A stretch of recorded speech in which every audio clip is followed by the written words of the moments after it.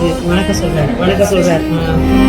வலி கொண்ட நெஞ்சம் உடைந்தாலும் உனக்காக உயிர் வாழ்கிறேன். மண்ணின் சுதந்திரத்திற்காக போராடிய தியாகியே உம்மை வணங்குகிறோம்.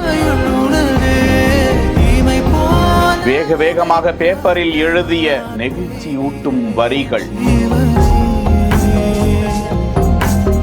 இத நல்ல கண்ணு ஐயா கிட்ட கொண்டு போய் கொடுங்க, அவர் படிக்கட்டும் என எழுதி கொடுத்த காட்சி.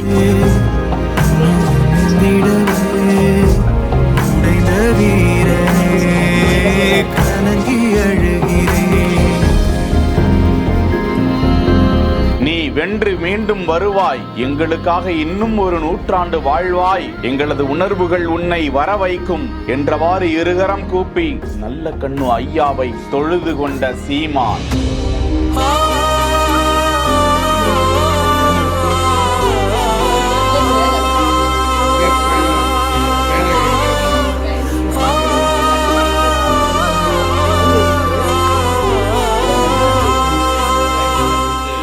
நல்ல கண்ணு ஐயா பெயரிலேயே நல்ல கண்ணு.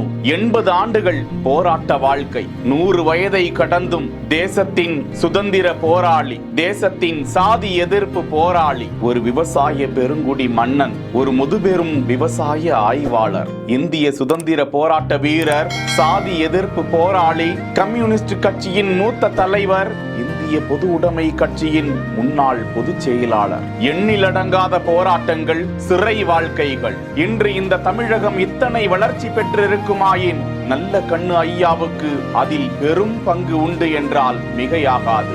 உடல் நலிவுற்று ராஜீவ்காந்தி மருத்துவமனையில் தீவிர சிகிச்சை பெற்று வரும் ஐயா அவர்கள் மீண்டு வர வேண்டும் என ஏராளமானோர் பிரார்த்தனை செய்து வரும் வேளையில், எண்ணிலடங்காத தலைவர்கள் ICU வார்டில் ஐயா அவர்கள் தீவிர சிகிச்சை பெற்றுக் கொண்டிருக்கும் வேளையில் அவரை காண்பதற்கும் ஆறுதல் கூறி வருவதற்கும் சென்ற வண்ணம் இருக்கிறார்கள். இந்த நிலையில் நாம் தமிழர் கட்சியின் ஒருங்கிணைப்பாளர் சீமான் நல்ல கண்ணு ஐயாவை சந்திக்க சென்ற போது நிகழ்ந்த காட்சிகளை தான் பார்த்து கொண்டிருக்கிறோம். நான் உங்கள் சீமான் என எழுதி கொடுத்த அந்த கடிதத்தை, நீங்கள் நலம்பற்று வருவீர்கள் என அவர் கூறிய காட்சியை பார்க்கும்போது நெஞ்சம் நெகிழ்ந்து போகிறது, கலங்கி போகிறது.